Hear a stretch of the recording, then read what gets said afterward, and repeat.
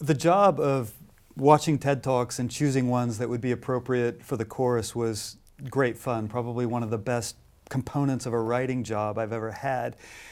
The first thing that I looked at was I looked for talks at 12 minutes or under, because I felt that a 12-minute talk, if we're asking students, in my case, I worked on the advanced level, which is roughly level C1. I felt that 12 minutes was a reasonable amount of material for teachers and students to deal with in the classroom. So I didn't look at anything that was longer than 12 minutes. After that, I looked for content, engaging ideas, things that I felt as a teacher that I would like to take into the classroom. Talks that I felt learners would engage with, or that had really something kind of special going on. So content under 12 minutes. After that, I looked at how the speaker spoke, looked at pace and delivery. Some people speak quite quickly, and in some ways we want learners to learn to cope with that sort of thing. But I gave more marks to speakers who slowed it down, who had good pace, good rhythm, good visuals in the talk, maybe interesting use of props, good examples of presentation skills. After that, I was also looking for a wide mix of native speakers of English, North American accents, British English accents, Australian accents, non-native speaker accents from all parts of the world. So we wanted to represent kind of English as it's spoken in the entire world, and not just from one place. Also looked for a good mix of voices, people in different fields, people from different countries, a good mix of men and women.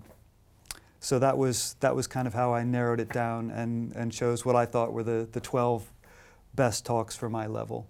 Yeah, I mean, I go along with all that. I just add that at B1 level, we set various limits for length. We were always, as Lewis mentioned, looking for kind of accessibility, usefulness of language, and pace of delivery, because speed being probably the main obstacle to someone understanding a foreign language. The other thing I'd like to go back to also is the question of motivating and engaging content, because that is absolutely key. And so I think all the time, all of us were looking for things that were either funny or things which had that wow factor, that made you go, I've never heard that before, I've never seen that before, that's a fantastic idea. Of course, what makes me go wow and what makes you go wow might be two very different things. So we consulted among each other and shared videos with each other just to make sure that what excited us also excited other people. And also on TED there, you can see the number of viewers that have watched a particular talk, and so their rating and popularity clearly played a factor in that too. Yeah, easily, yeah. There are lots I particularly like. One perhaps I'll mention is one, I'm also writing the C2 level of the book, is a chef from California called Dan Barber, and his talk is called How I Fell in Love with a Fish. And it's a funny talk, it's a very informative talk.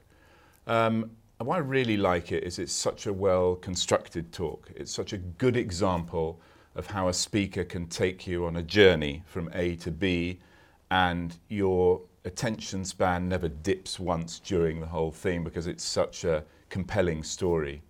He basically describes a problem in the world, which is the problem that fish stocks have collapsed in the oceans, that there's no real proper way of sustainably farming fish.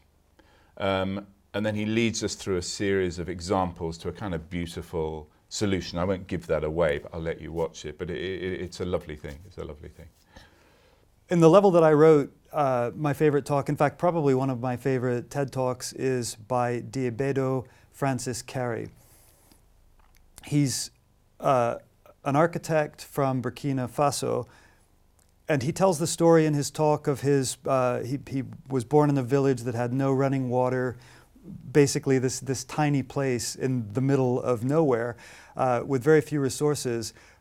But it was realized early on that he would benefit greatly from education. He was sent off to school, eventually made it to study architecture in Germany, and then with his architecture degree went back home to his home village of Gando, built a school, built a library.